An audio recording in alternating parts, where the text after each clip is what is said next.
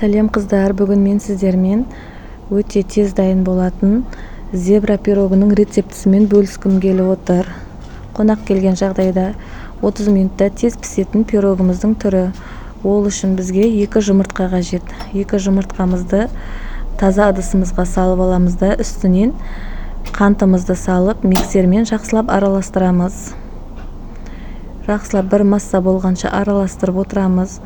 Ол вақытта 100 грамм сүтімізді, 100 грамм сұйық майымызды дайындап қоямыз. Сұйық майымыз бен сүтімізді үстіне құйып араластырамыз. Осы аралас болғаннан кейін ұнымызды 2-ге бөліп саламыз. Бәрін бірден салып жіберсек қою болып қалуы мүмкін. Сол үшін 2-ге бөліп саламыз.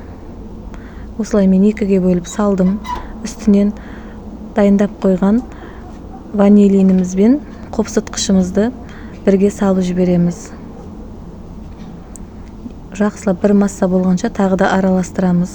Осы дайын болған массамызды 2 ыдысымызға бөліп аламыз. 2 ыдысқа салып, біреуінің үстінен үлкен қасықпен 3 қасық немесе 2 қасық какао салып жібереміз. Осылай жақсылап қасықтың көмегімен араластырамыз. Дайындап қойған табамыздың үстіне 1 қасықпен екеуін бір қасықтан араластырып отырып, пирогымызды саламыз осылай. Осы уақытта 180 градуста температурада пешімізді қыздырып қоямыз. 180 градуста 30-35 минутта пісіп шығады. Өте жұмсақ, өте дәмді пирогтың түрі.